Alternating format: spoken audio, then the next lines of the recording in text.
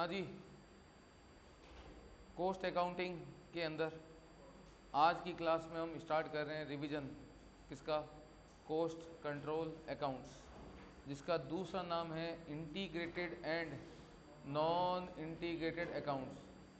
Chapter का नाम क्या है, integrated and non integrated accounts, या जिसको हम क्या बोलते हैं, कॉस्ट कंट्रोल अकाउंट्स। अभी चैप्टर का नाम क्या है मैं उस पर नहीं जाऊंगा, चैप्टर का नाम क्या है मैं उस पर नहीं जाऊंगा। चैप्टर का नाम तो अभी तुम्हें समझ में नहीं आएगा कि चैप्टर का नाम है क्या, वो तो तुम्हें नेक्स्ट क्लास में समझ में आएगा कि चैप्टर का नाम क्या है। अभी मुद्दे पे आते हैं, सीधा किस पे आते हैं, मुद्दे पे।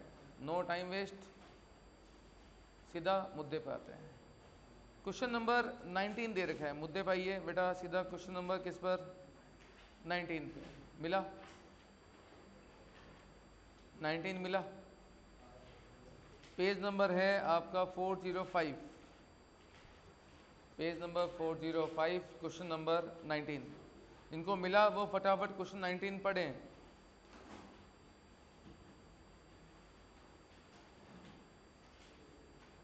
जिनको मिल गया क्वेश्चन नंबर 19, फटाफट क्वेश्चन नंबर 19 पढ़ें। शक्ल ना देखें मेरी, इतना भी स्मार्ट नहीं हो। क्या मजाक करते हो सर।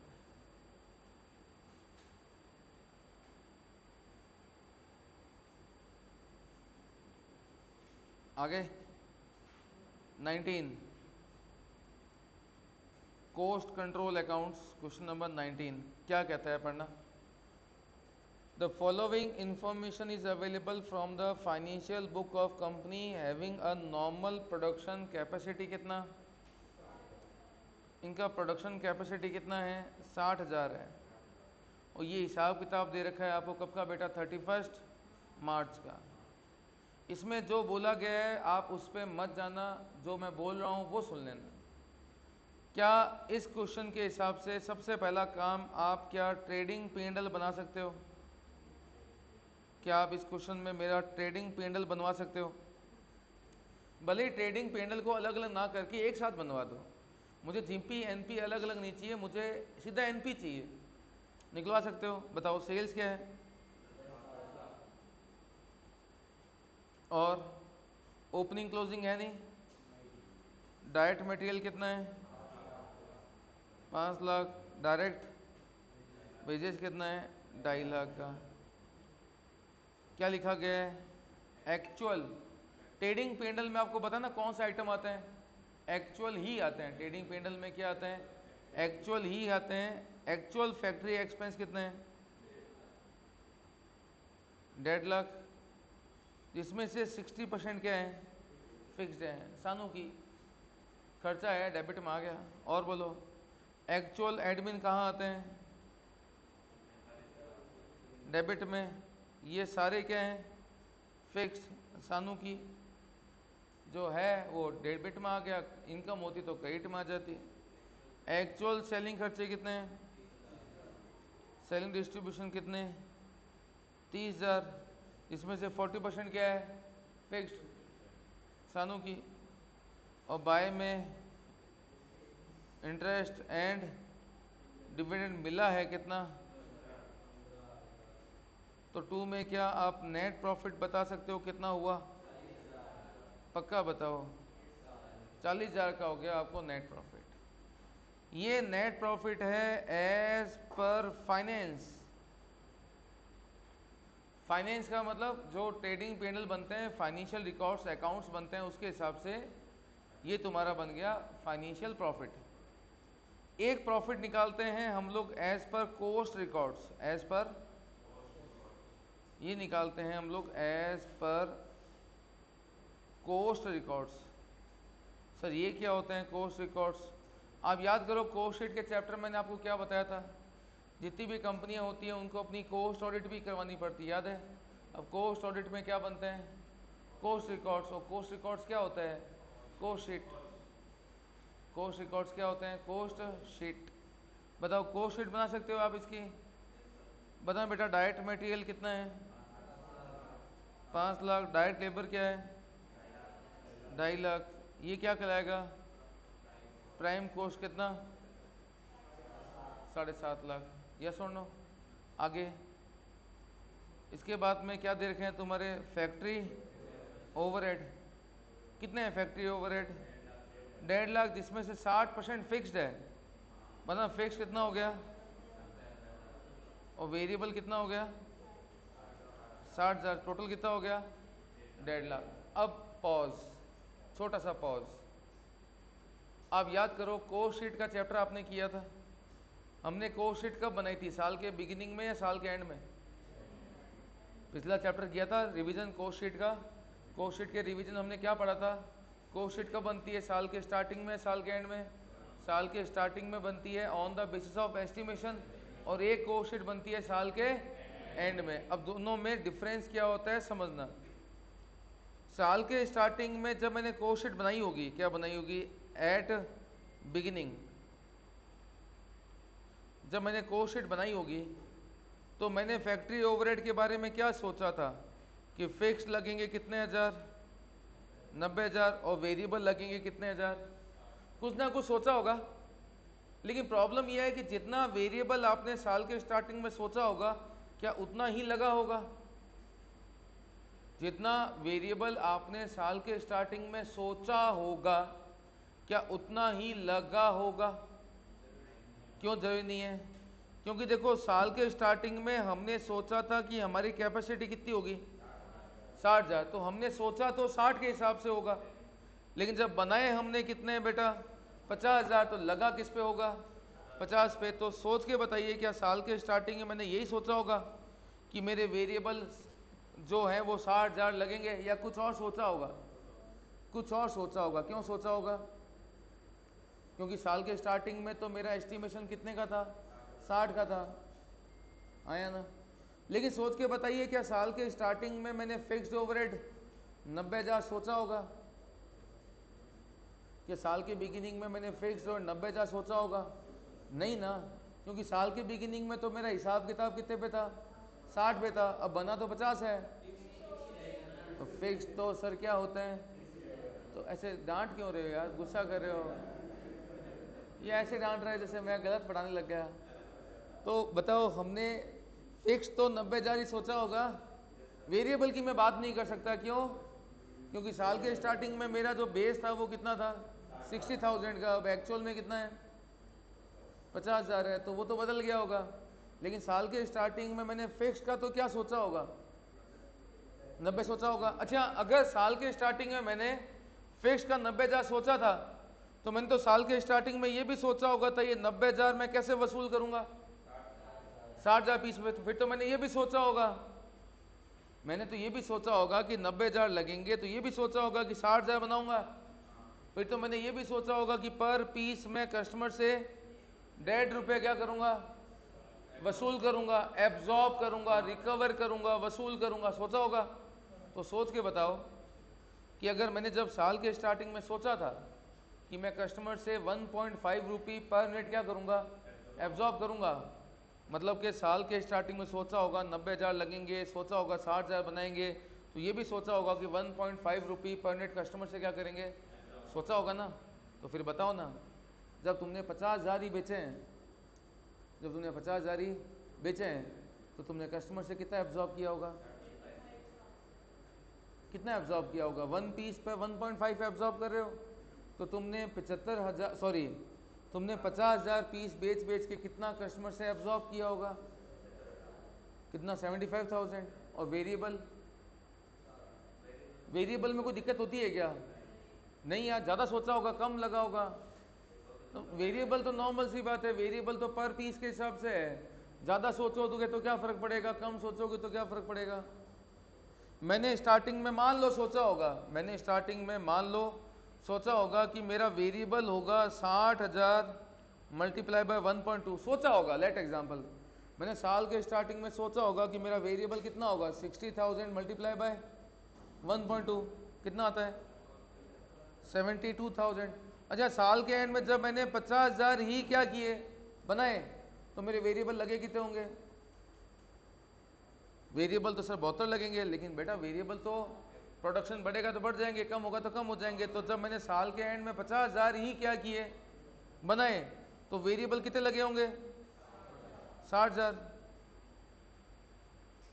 तो वेरिएबल में तो 60 ही है, कोई दिक्कत वाली बात ही नहीं है। दिक्कत का है सर 1.2 कहाँ से है, वो तो मैंने तुक्का मार दिया था, वो तो मेरे को ध्यान था कि 1.2 लाना है।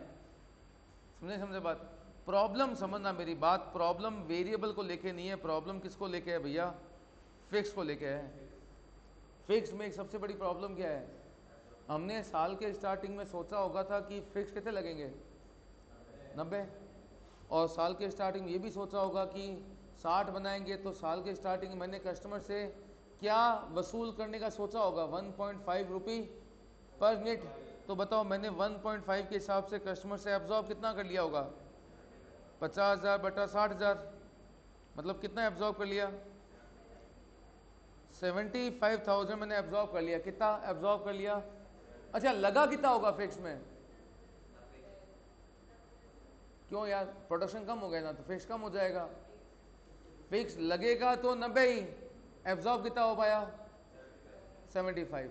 अब मैं बता रहा हूं कि लगा तो 90 ही होगा, और 90 ही लगा है भाई, क्योंकि 1.5 लाख में क्या है, 60 प्लस 90 लगा। एक्चुअल में लगा तो कितना है, 60 प्लस 90 कितना हो गया, 1.5 लाख है। लेकिन एब्जॉर्ब कितना हुआ है, 75 प्लस 60 1,35,000। और क्यों एब्जॉर्ब कम हुआ है?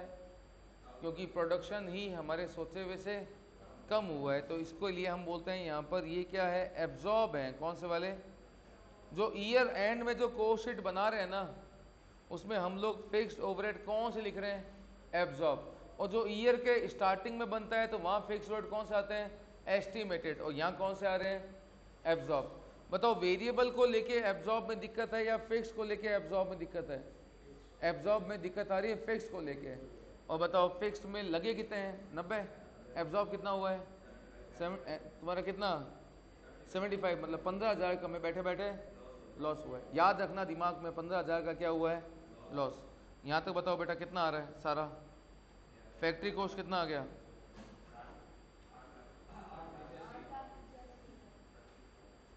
फैक्ट्री के बाद बताओ एडमिन।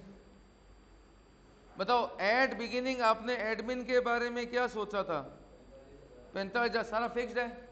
हमने सोचा ये था कि 45,000 कस्टमर से वसूल कर लेंगे, कितना, बेच के। तो हमने क्या सोचा होगा साल के स्टार्टिंग में कि जब हम 60,000 बेचेंगे तो 45,000 कस्टमर वसूल करेंगे, तो पर पीस कितना हमने सोचा होगा कि एट बिगिनिंग। इसको हम बोलते हैं एब्जॉर्प्शन रेट। क्या बोलते हैं, एब्जॉर्प्शन रेट। हमने क्या सोचा होगा, 0.75 पर यूनिट। तो बताओ साल के एंड तक मैंने एडमिन के अंदर कस्टमर से कितना एब्जॉर्ब कर लिया होगा, 45,000 मल्टीप्लाई बाय 5/6 कर दूं, समझ लो 5/6 का मतलब? नहीं सर 50,000 बटा 60,000 कर लो, एक ही बात है। कितना हुआ एब्जॉर्ब? लेकिन सर लगा कितना होगा, लगा तो 45 ही है, एब्जॉर्ब कितना हुआ है 87, सो 37,500। तो बैठे बैठे 7,500 का लॉस हुआ है। क्या हुआ है, लॉस। ये देना बेटा कितना आ गया, सीओपी। और लास्ट बताओ सेलिंग एंड डिस्ट्रीब्यूशन कितने लगे हैं, सेलिंग 30,000। इसमें से वेरिएबल कितना है, 40% फिक्स्ड है, तो 60% वेरिएबल है, तो वेरिएबल कितना हो गया, 18,000। और फिक्स कितना हो गया? प्रॉब्लम ये है कि फिक्स तो हमने साल के स्टार्टिंग में भी 12 ही सोचा होगा। और क्या सोचा होगा कि 60,000 बेच के ये पैसा कस्टमर से क्या कर लेंगे, एब्जॉर्ब कर लेंगे। लेकिन एब्जॉर्ब हो गया क्या पूरा, 5/6 निकालना। तो फिक्स लगा तो कितना होगा, 12, एब्जॉर्ब हुआ कितना है, 10। यहाँ पर भी बैठे बैठे 2,000 का क्या हुआ है, लॉस हुआ है। क्या हुआ है, लॉस। बताना बेटा क्या निकल के आया, ये कॉस्ट ऑफ सेल्स 9,50,000। और ये एडमिन कौन सा वाला है बेटा, एब्जॉर्ब है, जो हमने कस्टमर से एब्जॉर्ब किया है। और ये कौन से वाले थे, ये थे इनकर्ड। क्या थे, इनकर्ड थे, जो लगे हैं। और ये क्या है, वो जो हमने कस्टमर से एब्जॉर्ब किए हैं। बताओ प्रॉफिट कितना, बताओ सेल्स कितनी है, तो सेल 10 लाख की है, नहीं सर, ये सेल्स तो P&L वाली है, एक्चुअल में ये 50-10 लाख एब्जॉर्ब तो कुछ और हुई होगी। अरे सेल्स तो क्या होती है, उसमें तो प्रॉब्लम नहीं हुई होगी ना कि सोची कुछ और थी एब्जॉर्ब कुछ और हुई है।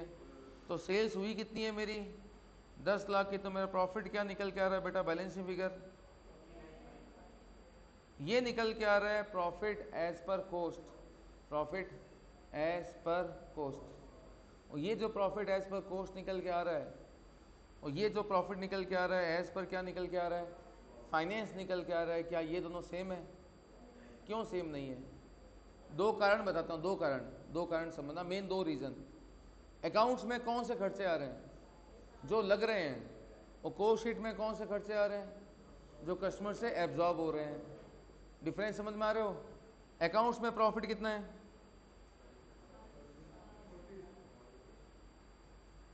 अकाउंट्स कितना है 40,000, और प्रॉफिट एज पर कोस्ट कितना आ रहा है? इन दोनों में क्या आ रहा है डिफरेंस? उसका पहले बताओ रीजन क्या है, बताओ। अकाउंट्स और कोस्ट, यहां पर कौन से एक्सपेंडिचर आ रहे हैं जो एक्चुअल में क्या हो रहे हैं, इनकट, और कोस्ट में कौन से वाले आ रहे हैं जो क्या हो रहे हैं, एब्जॉर्ब। बताओ अकाउंट्स में कौन से नेचर के आइटम आ रहे हैं? आप अकाउंट्स में देखो, डिविडेंड मिला, इंटरेस्ट मिला, ये कौन सा नेचर है? ये फाइनेंसिंग नेचर है ना? अरे गधो, इन्वेस्टिंग नेचर है। इंटरेस्ट मिला है, डिविडेंड मिला है, ये कौन सा नेचर है? इन्वेस्टिंग नेचर है। मैं गलत बोल दूं तो खुद गलत बोले रखो भली। ये कौन सा नेचर है गधो? इन्वेस्टिंग नेचर है। मतलब कि फाइनेंस की जब बात करते हैं ना, फाइनेंस का मतलब फाइनेंशियल अकाउंट्स, फाइनेंस का मतलब मैं क्या कह रहा हूं, फाइनेंशियल अकाउंट्स वाले तो कहते हैं कि चाहे वो ऑपरेटिंग हो, चाहे इन्वेस्टिंग हो, चाहे वो फाइनेंसिंग हो, यहां सब आएगा। और उसमें भी ये कहते हैं कि चाहे भैया क्या हो, नॉर्मल हो चाहे क्या हो, एबनॉर्मल हो, सब आएगा। लेकिन कोस्ट में क्या कस्टमर से एबनॉर्मल भी रिकवर कर लोगे? कोस्ट का मतलब केवल क्या होता है, कोस्ट का मतलब होता है नॉर्मल ऑपरेटिंग एक्सपेंडिचर। कोस्ट का मतलब केवल क्या होता है, नॉर्मल ऑपरेटिंग एक्सपेंडिचर। बताओ एक्सपेंस में और कोस्ट में डिफरेंस क्या होता है? जो लग रहा है वो एक्सपेंडिचर है, लेकिन उनमें से जो कोस्ट का पार्ट बनेगा, मींस जो आप कस्टमर से एब्जॉर्ब कर सकते हो प्राइस में ऐड करके, प्राइस में ऐड करके जो पैसा आप कस्टमर से एब्जॉर्ब कर सकते हो, that is known as cost. बात समझ आ गई?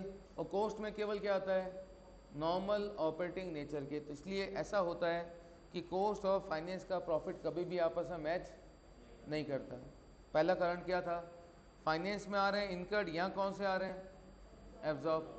दूसरा यहाँ आ रहे हैं operating, investing, financing, normal abnormal, सारे यहाँ क्या आ रहे हैं, नॉर्मल ऑपरेटिंग एक्सपेंडिचर आ रहे हैं। इसलिए इन दोनों का प्रॉफिट कभी भी आपस में मैच नहीं करेगा। लेकिन एक बार मेमोरेंडम के तौर पे, मेमोरेंडम के तौर पे हम क्या करते हैं, इन दोनों को रिकंसाइल करते हैं। क्या करते हैं, इनका करते हैं रिकंसिलिएशन। क्यों करते हैं रिकंसिलिएशन? करना कुछ ही नहीं है, बस ये देखना है कि इनके जो टेक्निकल डिफरेंसेस हैं उनको अगर आइडेंटिफाई कर लिया जाए तो उसके बाद प्रॉफिट मैच हो रहा है या नहीं हो रहा है। और पहली चीज बताओ, ये जो प्रॉफिट निकल के आया था 49,500, क्या ये मेरा प्रॉफिट जो आ रहा है 49,500 ये सही है गलत है? गलत है। लॉजिकली देखो गलत है। क्यों गलत है आपको बताऊं? फैक्ट्री ओवरहेड में आपको कितना लॉस हुआ था याद है? 15,000 का, जो अभी तक हमने कंसीडर किया नहीं है। एडमिन में कितना लॉस हुआ था? 7,500 का, जो अभी तक कंसीडर हुआ नहीं है। और सेलिंग डिस्ट्रीब्यूशन में कितना लॉस हुआ था? 2,000 का, जो अभी तक कंसीडर हुआ नहीं है। तो ये जो प्रॉफिट निकल के आया है ना, ये कौन सा वाला है? अनएडजस्टेड प्रॉफिट है। तो ये प्रॉफिट अलग है, ये प्रॉफिट अलग है, ये अनएडजस्टेड प्रॉफिट है। तो पहला काम मेरा क्या होगा,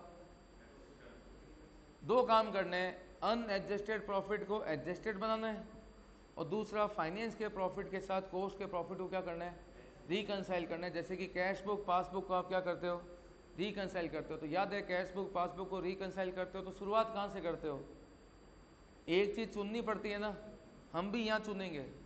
अगर आपको शुरुआत करनी हो तो मेरे से करो, मतलब कि शुरुआत करनी है तो कहाँ से करो, प्रॉफिट एज पर कोस्ट। बताओ प्रॉफिट एज पर कोस्ट कितना है, लेकिन बताइए ये प्रॉफिट जो है वो सही प्रॉफिट है गलत प्रॉफिट है, क्यों गलत प्रॉफिट है, क्योंकि इसमें अभी तो वो जो 3 जगह लॉस हुआ था वो अभी तक कहीं एडजस्ट, तो एडजस्ट करना पड़ेगा ना। क्या कर दूं, माइनस, क्या माइनस कर दूंगा, एक तो तुम्हारा फैक्ट्री ओवरहेड, एक तुम्हारा ऑफिस ओवरहेड, एक तुम्हारा फैक्ट्री ओवरहेड कितना था 15,000 का, यहाँ ये क्या है, ये वो एक्सपेंडिचर है जो लगे नहीं, ये वो खर्चे हैं जो लगे नहीं, या लगे हैं लेकिन कस्टमर से एब्जॉर्ब नहीं हो पाए, इसको हम क्या बोलते हैं, अंडर एब्जॉर्ब्ड। इनको माइनस कर दिया। एक बार डिफरेंस देखना, अभी मैच हो गया क्या, देखना अब कितना आ रहा है, 25,000 आ रहा है। अभी मैच क्यों नहीं हो रहा, प्रॉब्लम ये है कि कोस्ट शीट बनाते समय हमने इस इंटरेस्ट एंड डिविडेंड को ऐड नहीं किया, जबकि फाइनेंस के प्रॉफिट में उसको, भाई नॉर्मल सी बात है, फाइनेंस के प्रॉफिट में क्या हुआ, इंटरेस्ट डिविडेंड ऐड हो गया तो फाइनेंस का प्रॉफिट बढ़ गया, तो मेरा बेचारा कोस्ट का प्रॉफिट कम रह गया, तो बराबर लाने के लिए तो इसको भी ऐड कर दो add, interest and dividend receive कितने का, अब मैच हो गया, कितना आ गया, प्रॉफिट एज पर फाइनेंस। बताओ कोस्ट का प्रॉफिट और फाइनेंस का प्रॉफिट सेम होता है डिफर करता है, दो कारण क्या बताए मैंने आपको, सर 2 ही रीजन है, 2 तो बताए हैं, रीजन तो अभी और भी आ जाएंगे, 2 तो मैंने आपको बताए हैं। पहला क्या बताया, कोस्ट में क्या आता है ऑपरेटिंग, और वो भी नॉर्मल, फाइनेंस में क्या आता है ऑपरेटिंग, इन्वेस्टिंग, फाइनेंसिंग सारे। फाइनेंस में क्या आता है एक्चुअल जो इनकर्ड हो रहे हैं, और कोस्ट में क्या आ रहे हैं जो एब्जॉर्ब हो रहे हैं, उसके कारण एक डिफरेंस क्रिएट हो रहा है। टेक्निकली दोनों अपनी अपनी जगह सही हो सकते हैं, लेकिन एक बार हमें क्या करना पड़ता है, दोनों को रिकंसाइल करने का पर्पस क्या होता है, ये एक मेमोरेंडम के तौर पे बनता है, ये देखने के लिए कि अगर डिफरेंसेस को ढूंढ के रिकंसाइल कर दिया जाए तब तो मेरा प्रॉफिट क्या होना चाहिए, मैच होना चाहिए, नहीं होना चाहिए, होना चाहिए। गॉट द पॉइंट, बात समझ आ गई। तो पहला टॉपिक जो हम स्टार्ट कर रहे हैं इस चैप्टर में, उसका नाम क्या है, रिकंसिलिएशन।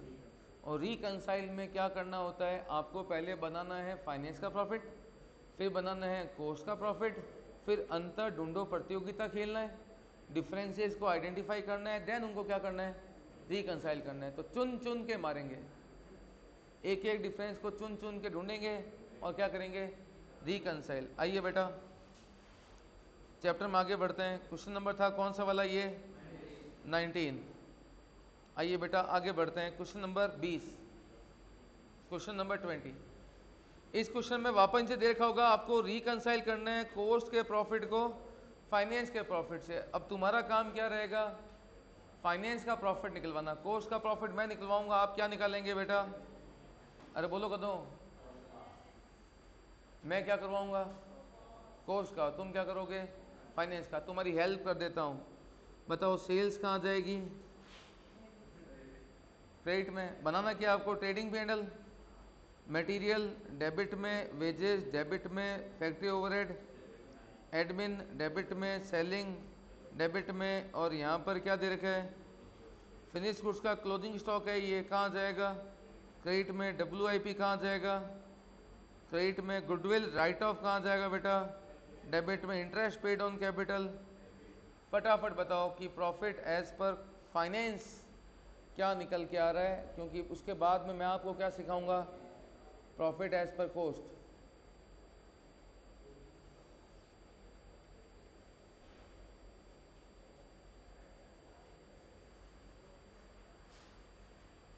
आज यार चाय नहीं पिलाई किसने यार।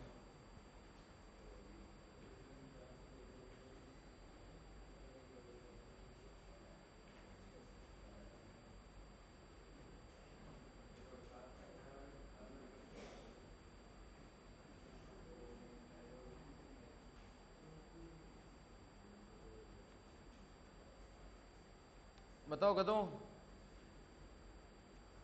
निकल गया क्या? अरे बना रखा है ना गधों यार, सब कुछ तो बना रखा है यहाँ पर। कितना आ गया प्रॉफिट? 220 का। अब मुझे निकालना है प्रॉफिट एज पर कोस्ट, और प्रॉफिट एज पर कोस्ट मैं आपको सिखा दूं। प्रॉफिट एज पर कोस्ट देखो प्लीज़, कॉपी में साथ साथ लिखना है ना, ऐसे ना मेरे भरोसे मत रहना। कॉपी में साथ साथ लिखोगे ना बेटा।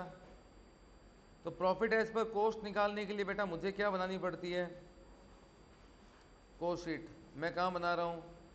यहीं। सर कितने गंदे हो सर, गंदगी कर रहे हो आप सर। यहीं क्या करना है तुम्हें, समझने में ध्यान हो ना। बताओ डायरेक्ट मटेरियल कितना है कोस्ट शीट के हिसाब से? 20 लाख। डायरेक्ट लेबर कितना है बोलो को दो? 10 लाख। डायरेक्ट एक्सपेंडिचर है क्या?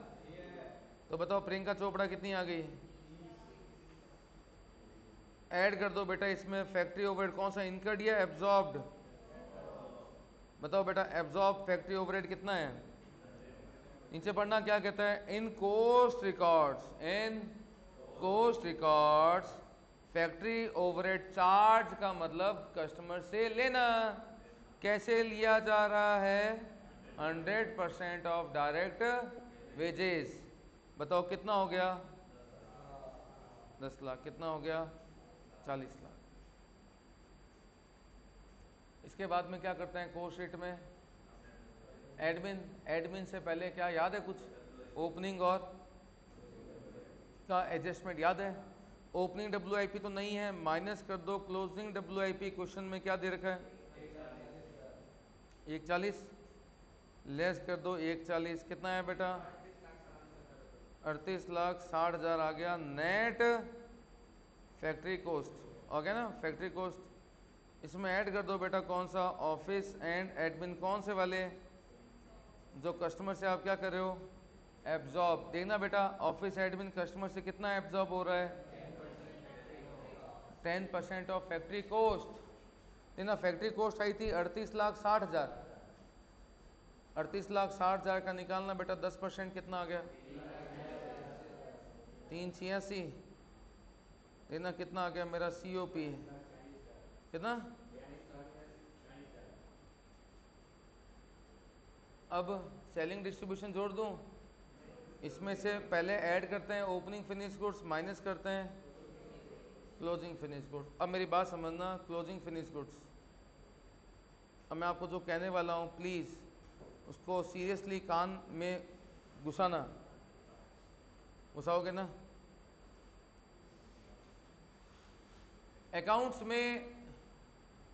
अकाउंट्स में स्टॉक की वैल्यू कैसे निकालते हैं? कोस्ट और NRV whichever is lower. Finance में स्टॉक की वैल्यू निकालते हैं कोस्ट और NRV whichever is lower. लेकिन कोस्ट के अंदर, किसके अंदर बेटा? कोस्ट अकाउंटिंग के अंदर। किसके अंदर? कोस्ट अकाउंटिंग के अंदर स्टॉक की वैल्यू हमेशा किस पे आती है? स्टॉक की वैल्यू हमेशा कोस्ट पे आती है।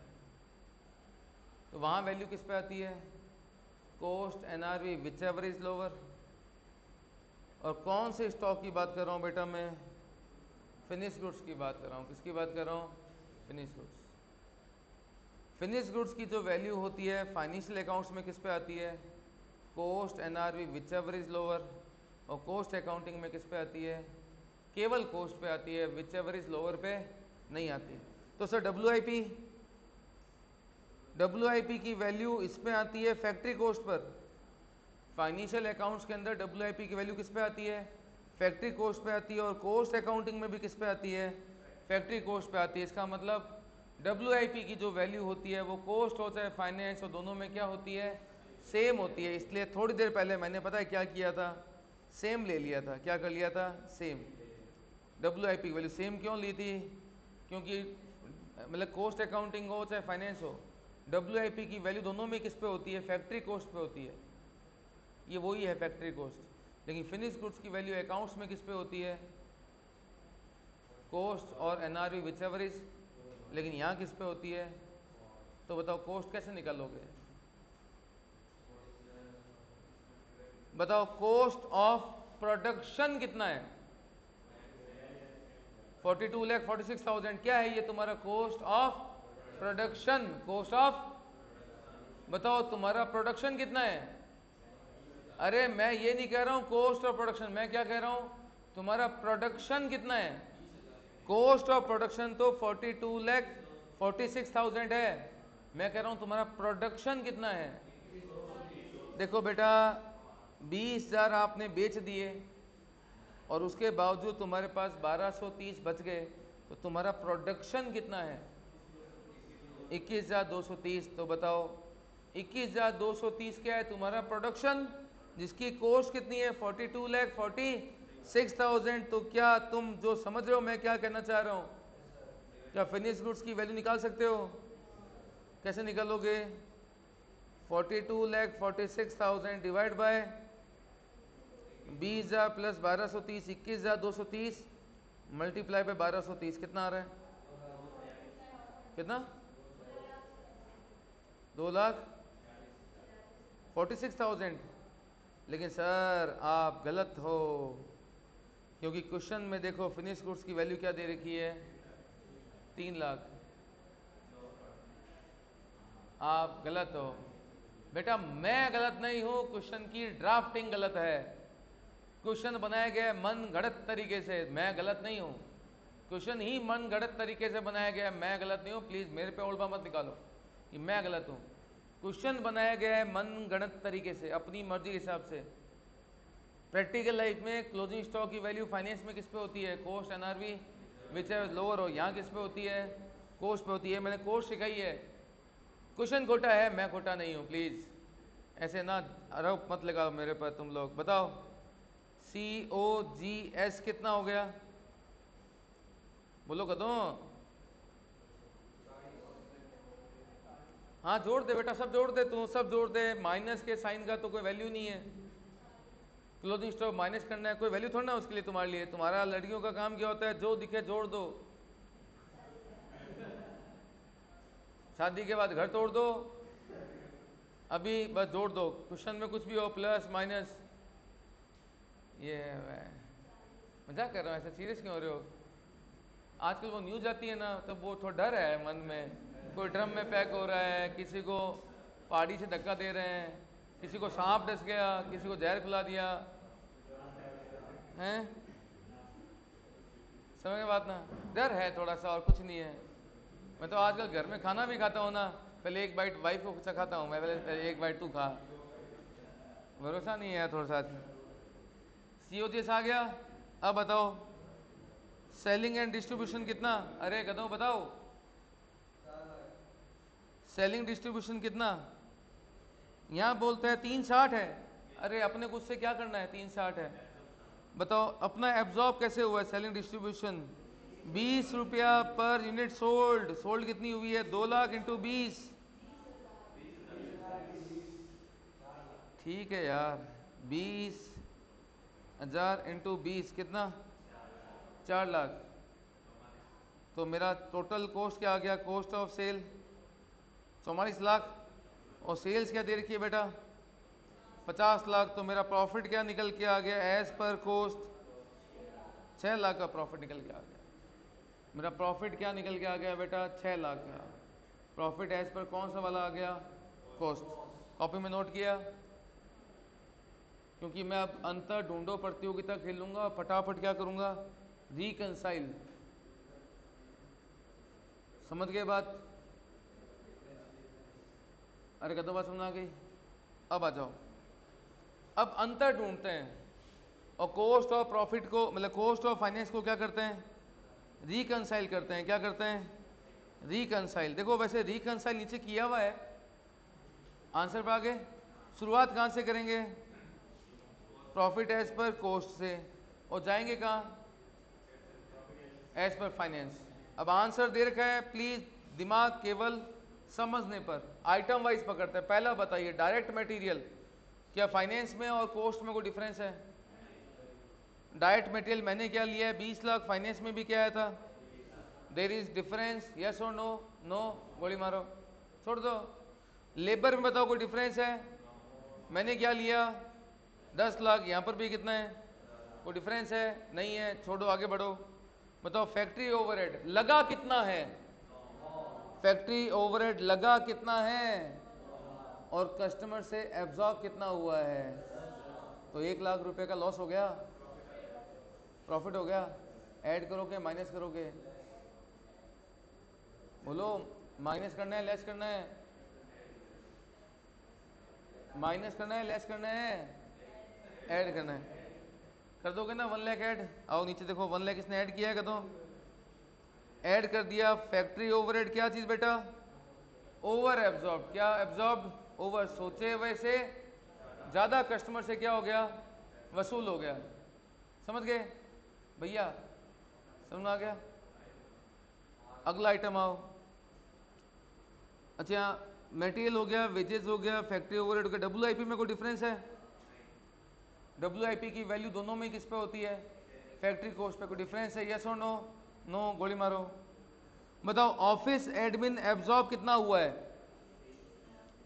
386। और लगा कितना है ऑफिस एडमिन? बहुत लग गया यार, लगा तो बहुत है, लेकिन उतना कस्टमर से एब्जॉर्ब हो नहीं पाया यार। कितना एब्जॉर्ब नहीं हो पाया? प्रॉफिट हो गया, लॉस हो गया? लॉस हो गया ना, क्योंकि लगा तो 520 है, लेकिन एब्जॉर्ब कितना हुआ है? 380। प्रॉफिट या लॉस? लॉस क्या कर दूंगा? माइनस। कितना माइनस कर दूंगा? लॉस। क्या बोलते हैं इसको? Under absorb 1,34,000। कोई डिफरेंस? और डिफरेंस? कोई डिफरेंस? क्या और डिफरेंस? आगे बढ़े। क्लोजिंग फिनिश गुड्स हमारे यहाँ कितना आ रहा है? 246। और फाइनेंस में कितना आ रहा है? 3 लाख। अब समझना, मैं इशारे करूंगा, इशारे। फाइनेंस और कॉस्ट को बराबर लाना है। फाइनेंस और कॉस्ट को बताओ। फाइनेंस में मेरा क्लोजिंग स्टॉक कितना है? 3 लाख। और कॉस्ट में कितना है?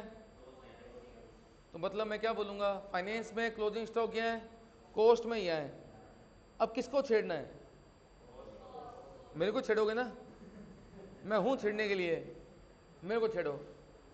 फाइनेंस वाले को मत छेड़ना, मेरे को छेड़ो जितना छेड़ना है। बताओ किसको छेड़ना है? क्योंकि हमने शुरुआत कहां से की है? Profit as per cost. तो छेड़ाखानी किस में करोगे? कॉस्ट के प्रॉफिट है। बताओ क्या करना है? फाइनेंस का क्लोजिंग स्टॉक कितना है? 3 लाख। और कॉस्ट का क्लोजिंग स्टॉक कितना है? 246। तो कॉस्ट में क्लोजिंग स्टॉक बताओ। जैसे ही कॉस्टिंग में क्लोजिंग स्टॉक बढ़ेगा, क्लोजिंग स्टॉक के बढ़ने पर इफेक्ट क्या होगा? क्लोजिंग स्टॉक के बढ़ने पर इफेक्ट क्या होगा? पक्का बढ़ेगा। अब चेक कर लेते हैं। देखो यहां क्लोजिंग स्टॉक कितना आ रहा है? 246। अगर क्लोजिंग स्टॉक को मैं यहां 3 लाख कर दूं तो बताए मेरा COGS पे क्या इंपैक्ट पड़ेगा? COGS कम हो जाएगी, और COGS कम हो गया तो कॉरस्पॉन्डिंग इफेक्ट प्रॉफिट बढ़ जाएगा। समझे बात बेटा? तो मुझे करना क्या है? फाइनेंस में क्लोजिंग स्टॉक 3 लाख, उसको नहीं छेड़ना है, वो एक्चुअल तो वही है। कॉस्ट में क्लोजिंग स्टॉक कितना रहे? 246। कॉस्ट के क्लोजिंग स्टॉक क्या करना है? बढ़ाना है। जैसे ही क्लोजिंग स्टॉक बढ़ाऊंगा, प्रॉफिट बढ़ जाएंगे। प्रॉफिट क्या हो जाएंगे? बढ़ जाएंगे। तो बढ़ा दो कितने से? 54,000 से। क्या लिखोगे? Difference in closing stock, difference in valuation of closing stock of finish goods कितना? 54। ऐड कर दोगे? पक्का। नेक्स्ट आइटम बताओ। सेलिंग डिस्ट्रीब्यूशन एब्जॉर्ब कितना हुआ है? 4 लाख। सेलिंग डिस्ट्रीब्यूशन एब्जॉर्ब कितना हुआ है कदे? 4 लाख। और इनकट कितना था? 360। मतलब कि 40,000 रुपए ज्यादा एब्जॉर्ब हो गया। प्रॉफिट या लॉस? ओवर एब्जॉर्ब हो गया। क्या हो गया? प्रॉफिट या लॉस? प्रॉफिट। प्रॉफिट क्या कर दो? ऐड कर दो, कितने का? सेलिंग डिस्ट्रीब्यूशन ओवर एब्जॉर्ब कितने का? 40,000 का। ऐड हो गया। अब बताओ इसके बाद में कोस्ट शीट का कोई आइटम बाकी रह गया? कोस्ट शीट के आइटम तो कवर हो गए। अब नजरें डालो फाइनेंस पर। फाइनेंस में ऐसा कौन सा आइटम है जो कोस्ट में नहीं है? Goodwill right of. Goodwill right of क्या कोस्ट में आया? फाइनेंस में आया। फाइनेंस में ये क्या है? खर्चा है, जबकि ये खर्चा कोस्ट में नहीं आया। बताओ इस खर्चे को अगर मैं कोस्ट में डाल दूं तो, ये खर्चा भी अगर कोस्ट में डाल दूं तो प्रॉफिट कम हो जाएंगे। और इंटरेस्ट पेड बताओ क्या है? खर्चा। कहाँ का खर्चा? फाइनेंस का। क्या ये कोस्ट में आया? नहीं आया। बताओ अगर ये खर्चा भी कोस्ट में डाल दूं तो खर्चे बढ़ जाएंगे तो प्रॉफिट कम हो जाएंगे। तो इन दोनों को क्या कर दो, फटाफट माइनस कर दो। क्या कर दो? क्योंकि दोनों से मुझे प्रॉफिट क्या करना है? कम करना है। कितना? गुडविल राइट ऑफ और इंटरेस्ट पेड ऑन कैपिटल कितना? 4 लाख। 40 माइनस कर दोगे, ये मैच कर जाएगा तुम्हारे किससे? प्रॉफिट एज पर फाइनेंस से। विपुल बात समझ में आ गई? आया ना? पक्का? आगे आओ। क्वेश्चन नंबर तुम्हारा कौन सा?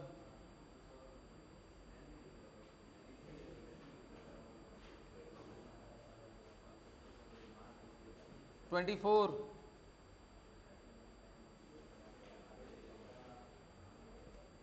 क्वेश्चन नंबर 24 जल्दी पढ़ो, 2 मिनट है तुम्हारे 24 पढ़ने के।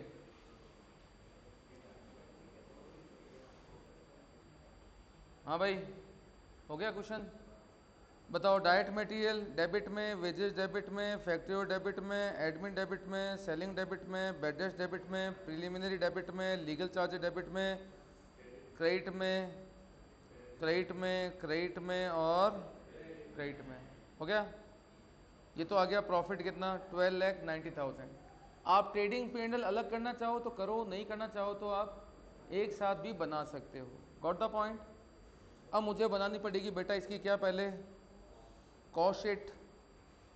बताओ कॉस्ट शीट बनाई क्या इसने? कॉस्ट शीट आ जाए, शुरुआत करते हैं। The cost accounts of the same period reveal that. Cost accounts में आ रहा है कि हमने डायरेक्ट मटेरियल कंज्यूम कितना किया है? 56 लाख का। सर ये पागल हो गया है क्या क्वेश्चन? 56 लाख तो यहाँ 50 लाख का कंजम्पशन आ रहा है, वहां कितना कंजम्पशन आ रहा है? 56 लाख का। ऐसे कैसे हो सकता है? क्वेश्चन में कुछ भी हो सकता है। इनको केवल तुमसे अंतर ढूंढवाने हैं, चाहे वो लॉजिकल हो चाहे ना हो, ढूंढवाने हैं। क्या करना है? तुमसे अंतर ढूंढवाने हैं इनको। सही बात बोल रहा हूँ, गलत बात बोल रहा हूँ? सुनो मेरी बात, ये भी अपनी जगह पे सही है। क्यों सही है? मैं आपको एग्जांपल लेके बोलता हूँ। मान लो, सुन तो लो, सुन तो लो। मान लो तुमने साल के स्टार्टिंग में क्या बनाया था? प्लानिंग कि अगर 1 यूनिट बेचेंगे तो उस पर मटेरियल लगेगा कितने रुपए का? 20 रुपए का। ये हमारा साल भर का क्या था? एस्टिमेशन था कि 1 पीस पे मटेरियल लगेगा कितने रुपए का? 20 रुपए का। अब तुम मेरे कस्टमर हो, तुम आके बोलते हो खत्री जी 1000 पीस दे दो। तो बताओ 1000 पीस पर मैंने आपसे मटेरियल के कितने रुपए लिए? भाई ले तो मैंने आपसे 20,000 लिए। ये है मटेरियल कंज्यूम एब्जॉर्ब, मतलब कि मैं कस्टमर से मटेरियल के नाम पे कितने रुपए ले रहा हूं? 20,000। लेकिन मुद्दा ये क्या जरूरी थोड़ा है कि मैं अगर कस्टमर से 20 रुपए के हिसाब से एब्जॉर्ब कर रहा हूं तो 20 रुपए के हिसाब से ही माल आएगा। ये भी तो हो सकता है कि कस्टमर से एब्जॉर्ब तो 20 पे कर रहे थे और माल की जो एक्चुअल रेट है वो थोड़ी सी क्या हो गई? डेबिट हो गई, ज़्यादा हो गई या कम हो गई। समझे बात में? नहीं समझे बात? क्योंकि मैंने सोचा था कि कस्टमर से 20 रुपए लूंगा। अब जब मैंने बल्क में प्रोडक्शन किया तो मैं कस्टमर से तो 20 रुपए ले रहा हूं, लेकिन उधर मैंने बल्क में प्रोडक्शन किया तो सप्लायर ने मुझे क्या कर दिया? 6 लाख रुपए का डिस्काउंट दे दिया। तो इधर मैं कस्टमर से एब्जॉर्ब कर चुका हूं कितना? 56 लाख। और उधर लगे कितने हैं? 50 लाख। तो 6 लाख का मुझे क्या हो गया? प्रॉफिट भी हो गया एक्स्ट्रा। देखूं तो मैं ये तो समझे नहीं समझे बात? तो जो आपको यहाँ मिले कि यार ये 50 56, देखो टेंशन मत लेना, ये सब होते हैं बेटा कौन से वाले, एब्जॉर्ब होते हैं। एब्जॉर्ब का मतलब हम कस्टमर से क्या ले रहे हैं, कस्टमर से जो हम लेते हैं वो हमेशा किसके बेस पे होता है, एस्टिमेशन। हम शुरुआत कर देते हैं कस्टमर से पैसा वसूल करने की साल की स्टार्टिंग में, और लग रहा होता है थ्रू आउट द ईयर, और एक्चुअल में कितना लगा वो तो कब पता लगता है, at the end of the year पता लगता है, अरे यार लगा तो इतना ही है, और कस्टमर से वसूल आइदर ज़्यादा हो जाएगा या कम हो जाएगा। बात समझ आ गई? बताओ कॉस्ट रिकॉर्ड्स क्या कहते हैं, कस्टमर से कितना एब्जॉर्ब किया हमने, 56 लाख। तो यहाँ मटेरियल में लिख दिया मैंने एब्जॉर्ब कितना, 56 लाख। वेजेस के बारे में क्या कहता है, दिया हुआ नहीं है वेजेस, नहीं दे रखे तो प्रॉक्सी उठा लो। क्या उठा लो, प्रॉक्सी। प्रॉक्सी का मतलब वो 30 लाख उठा लो, कितना 30 लाख आ गया। ये आ गया तुम्हारा प्रियंका चोपड़ा, प्राइम कॉस्ट कितना 86 लाख। अब बताओ, अब हम कस्टमर से फैक्ट्री ओवरहेड कैसे एब्जॉर्ब कर रहे हैं बेटा, हम एब्जॉर्ब कर रहे हैं 20% किसका, प्राइम कॉस्ट का। तो बताओ मैंने कस्टमर से कितना एब्जॉर्ब कर लिया होगा, 86 लाख का 20% ऑफ प्राइम कॉस्ट कितना, 17,20,000। ये आ गई मेरे पास में क्या, ग्रॉस फैक्ट्री कॉस्ट। कौन सी फैक्ट्री कॉस्ट, इसमें ऐड करते हैं ओपनिंग WIP और लेस करते हैं क्लोजिंग WIP। क्या दे रखा है देखना बेटा, 240। क्लोजिंग WIP कितना है, 240 लेस कर दो, ये आ जाएगी तुम्हारे पास में क्या, फैक्ट्री कॉस्ट कितनी आ गई, 180,000। कोई दिक्कत? अब बताओ एडमिन कस्टमर से आपने कितना एब्जॉर्ब किया, 6 रुपए पर यूनिट ऑफ, बताओ प्रोडक्शन कितना है, 1,20 बेच दिया, 4,000 बच गया, 1,24। तो निकालना 1,24 मल्टीप्लाई बाय 6, 7,44। ये आ गया कॉस्ट ऑफ प्रोडक्शन कितना, 108, 24,000। अब इसमें ऐड करते हैं ओपनिंग फिनिश गुड्स, लेस करते हैं क्लोजिंग फिनिश गुड्स। बताओ फिनिश गुड्स की वैल्यूएशन फाइनेंस में किसमें होती है, cost NRV whichever is lower, और यहाँ निकालेंगे किस पर, कॉस्ट पे। तो बताओ क्लोजिंग स्टॉक में क्वांटिटी कितनी है, 4,000। निकाल लूँ कैसे, पहले बताओ कि तुमने बनाई कितनी क्वांटिटी है, 1,24। तो मैंने क्या बोला, उठाओ तो कैलकुलेटर, 108 24,000 में डिवाइड कर दो कितने का, 1,24,000 का। देना पर पीस कितना निकल के आ गया, जो भी आ रहा है मल्टीप्लाई कर दो। क्लोजिंग स्टॉक में क्वांटिटी कितनी है, 4,000। इसने अप्रॉक्स ले लिया कितना, 349, 160। ठीक है ना, ये आ गया तुम्हारे पास में क्या, COGS, cost of goods sold. बताओ सेलिंग डिस्ट्रीब्यूशन कितना है, सेलिंग डिस्ट्रीब्यूशन कस्टमर से एब्जॉर्ब किए जा रहे हैं 8 रुपए पर यूनिट सोल्ड। बताओ 1,20,000 पे 8 के हिसाब से तुमने कितना एब्जॉर्ब कर लिया होगा, 960। ये आ गई cost of sale, sale question में दे रखी है। प्रॉफिट आ गया तुम्हारा कौन सा, बैलेंसिंग फिगर से। अब लास्ट में क्या करते हैं बेटा, रिकनसाइल। रिकनसाइल की शुरुआत कहाँ से करोगे, कॉस्ट से, शुरुआत मेरे से करो। तो बताओ कॉस्ट में कितना आ रहा है प्रॉफिट, 565, 100। अब अंतर ढूंढो, प्रतियोगिता खेलते हैं, खेले। बताओ मटेरियल में डिफरेंस क्या आ रहा है, 50 लाख इनकर्ड, एब्जॉर्ब में कितना, 56 लाख। फायदा नुकसान प्लस कर देना। वेजेस में कोई डिफरेंस नहीं। फैक्ट्री ओवरहेड में इनकर्ड कितना, 16 लाख, एब्जॉर्ब कितना, 17,20,000, 1,20,000 ओवर एब्जॉर्ब प्लस कर देना। तीसरा आइटम, एडमिन में लगे कितने, 7 लाख, एब्जॉर्ब कितने हुए बेटा, 744, 44,000 का फायदा प्लस कर देना।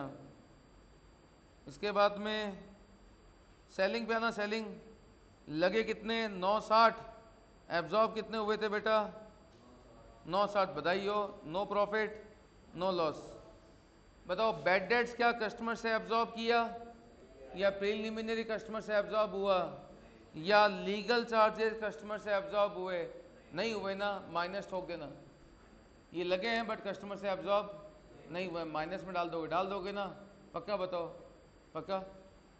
उधर क्रेडिट पे आओ, सेल्स में तो कोई डिफरेंस नहीं, WIP में कोई डिफरेंस होता ही नहीं है, फिनिश गुड्स में डिफरेंस होता है। बताओ फिनिश गुड्स कितना है फाइनेंस में, 320, और जबकि कॉस्ट में फिनिश गुड्स क्या निकल के आ रहा है, 349,160। मुझे करना क्या है, फिनिश गुड्स को कम करना पड़ेगा, मतलब कि फाइनेंस सही है, कॉस्ट को फाइनेंस के बराबर लाना है, तो मुझे क्या करना पड़ेगा, क्लोजिंग स्टॉक कम, क्लोजिंग स्टॉक कम करते ही प्रॉफिट कम हो जाएगा, तो माइनस कर देना। जो डिफरेंस आ रहा है ना, कितना डिफरेंस आ रहा है, 29,160 का डिफरेंस आ रहा है, कम कर देना प्रॉफिट को। और बताओ क्या डिविडेंड आया, इंटरेस्ट आया, कॉस्ट में नहीं आया ना, प्लस कर दो।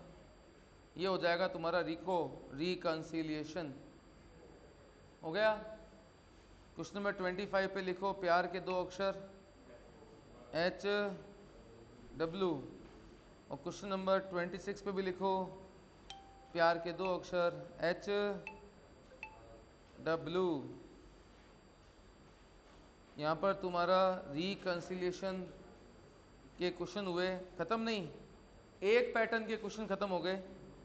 अब आते हैं बेटा किस पे, नेक्स्ट पैटर्न पर।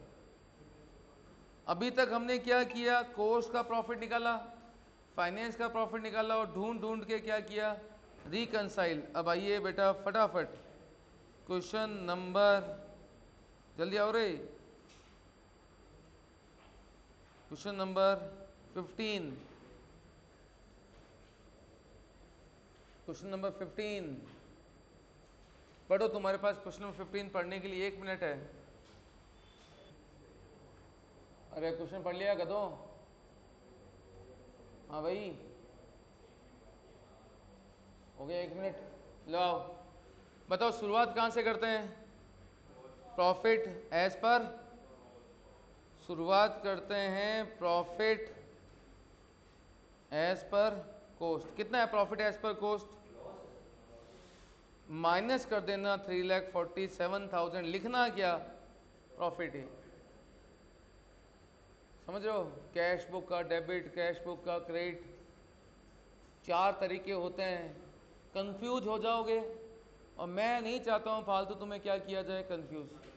प्रॉफिट से शुरुआत करना है एज पर कोस्ट, लॉस है तो माइनस लिख दो। बताओ factory overhead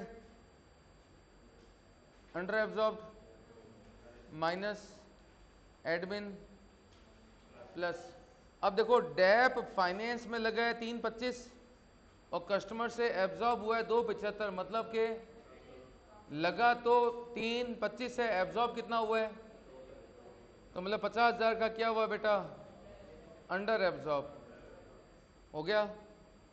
interest on investment, बताओ इंटरेस्ट ऑन इन्वेस्टमेंट मिला है या लगा है, मिला है, जो कोस्ट में नहीं आया और आता भी तो नहीं है, क्या करो, प्लस या माइनस। इंटरेस्ट मिलते ही फाइनेंस का प्रॉफिट क्या हो गया होगा, बढ़ गया होगा ना, तो हमें भी बढ़ाना है, बराबर कर दो। इनकम टैक्स फाइनेंस में आता है, खर्चा है, कोस्ट में नहीं आता, और कोस्ट में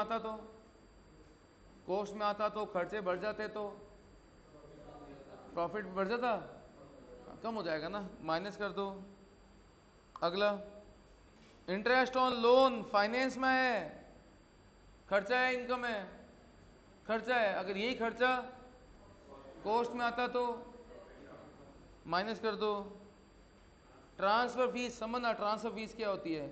मेरे पास किसी कंपनी के शेयर हैं, मैंने कंपनी को बोला ये वाले शेयर मुझे मेरी वाइफ के नाम पे क्या करने हैं, ट्रांसफर करने हैं। अगर मैं अपने शेयर अपनी वाइफ के नाम पे ट्रांसफर कराऊंगा तो कंपनी मुझसे कुछ परसेंटेज पैसा क्या करेगी, चार्ज करेगी, that is the fees, transfer fees. तो यहां लिखा हुआ है क्रेडिट का मतलब क्या होता है, इनकम है, फाइनेंस में इनकम है जो कि कोस्ट में नहीं आई। कोस्ट में अगर ये इनकम आ जाती तो प्रॉफिट बढ़ जाते, तो प्लस कर दो 24,000। अगला आइटम बताओ, स्टोर। कई बार क्या होता है कि स्टॉक सोचे हुए ज्यादा मिलता है, कई बार कम मिलता है, एबनॉर्मल लॉस और एबनॉर्मल गेन होते हैं, बुक्स ऑफ अकाउंट्स में एडजस्टमेंट होता है स्टॉक का, एबनॉर्मल लॉस और एबनॉर्मल, ये क्या है, क्रेडिट हुआ, एबनॉर्मल गेन है। इस एबनॉर्मल गेन को आपने किस में क्रेडिट किया है, फाइनेंस में ना, फाइनेंस में इनकम है, कोस्ट में तो नहीं है ना, तो कोस्ट के बराबर लाने के लिए ऐड कर दो, और डिविडेंड मिला ऐड कर दो, और लास्ट में क्या हो जाएगा तुम्हारा, बराबर हो जाएगा। अब सुनो मेरी बात, लेकिन इसने बोला है रिकंसिलिएशन अकाउंट बोला है, अब तक जो हम बना रहे थे वो क्या था, स्टेटमेंट था। अब हम बात करें किसके बारे में, रिकंसिलिएशन अकाउंट। तो सुनना मेरी बात, रिकंसिलिएशन अकाउंट, अकाउंट के दो साइड होते हैं, डेबिट और क्रेडिट। शुरुआत कहां से करोगे? कोस्ट से। शुरुआत कहां से करोगे? कोस्ट से। बताओ, कोस्ट में अगर लॉस है, कोस्ट में अगर क्या है? लॉस है, तो शुरुआत कहां से करोगे? डेबिट या क्रेडिट? लॉस कहां आता है? तो 2 में आ जाएगा तुम्हारा लॉस एज पर कोस्ट। लेकिन यही कोस्ट में शुरुआत अगर प्रॉफिट से हो रहे होते हो, बाय में आ जाएगा प्रॉफिट एज पर। अब कुछ आइटम ऐसे थे जो आप प्लस कर रहे थे। क्या कर रहे थे? प्लस। प्लस करके आप अपने प्रॉफिट को क्या कर रहे थे? बढ़ा रहे थे ना। तो प्रॉफिट वाले आइटम कहाँ आएंगे? प्रॉफिट डेबिट में आता है। प्रॉफिट वाले आइटम जिनसे आपका प्रॉफिट बढ़ता है, वो सारे आइटम जिनसे आपका प्रॉफिट बढ़ता है, जिन जिनको आप पॉजिटिव आइटम्स थे, जिनको आप क्या कर रहे थे? ऐड कर रहे थे, वो कहाँ जाएंगे? क्रेडिट में। और जिन जिनको आप नेगेटिव माइनस कर रहे थे, वो कहाँ जाएंगे? डेबिट में। और डिफरेंस क्या निकल जाएगा लास्ट में? प्रॉफिट या लॉस एज पर फाइनेंस। तो इधर बाय में क्या आ जाएगा बताओ? अगर इधर डिफरेंस आ रहा है तो क्या है? प्रॉफिट है, लॉस है। इधर आने का मतलब समझ रहे हो क्या है? इधर आने का मतलब ये है 50 लाख और ये वाले कितने हैं? 40 लाख। तभी तो इधर आ रहे हैं। मतलब कि खर्चे ज्यादा है और प्रॉफिट क्या है? कम है। तो बताओ, इधर आ रहा है, इसका मतलब क्या है? बोलो। Loss as per finance. और इधर आ जाए तो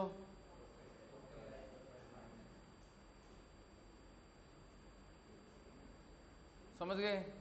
पक्का? तो ये हो गया तुम्हारा कौन सा? Reconciliation statement. होमवर्क लिखो। हाँ, अकाउंट्स और स्टेट दोनों हो गए। होमवर्क लिखो 16, होमवर्क लिखो 17, होमवर्क लिखो 18। 16, 17, 18। अब ये क्वेश्चन आपको करने हैं, कोशिश करना आज की क्लास में कवर हो जाएं। इनके सॉल्यूशन आपको सॉल्व वाली जो मतलब इस बुक में तो है ही अधिकांश के, किसी का नहीं मिले तो जो रेगुलर क्लास वाली वीडियो है वो देख लेना, उसमें आपको उन सबके आंसर मिल जाएंगे। और अगर आपको लगे कि सर रेगुलर क्लास की वीडियो से तुम्हारा टाइम वेस्ट होगा, तुमसे समझ में आ रहे हैं, तो जो एक आधा पॉइंट तुम्हारा किस में हो, डाउट में हो, वो मेरे से कल पूछ लेना। समझ गए? पक्का हो जाएगा। और कल हम स्टार्ट करेंगे क्या चीज़? Journal entries. जर्नल एंट्रीज समझ गए ना? तो कल हम बात करेंगे इसके अंदर क्या होती है, कुछ जर्नल एंट्रीज भी होती है, तो वो कैसे होती है वो कल बात करेंगे। और चैप्टर का नाम क्या है वो तो हमने cost control account integrated and non integrated, वो तो पता ही नहीं है। लेकिन टॉपिक हो गया कौन सा वाला? कल चैप्टर का नाम बताएंगे कि चैप्टर का नाम क्यों है, क्या है। समझ गए बात? यहाँ तक समझ में आ गया ना? चलो ठीक है, बाय बाय। दफ़ा हो जाओ, दफ़ा हो जाओ।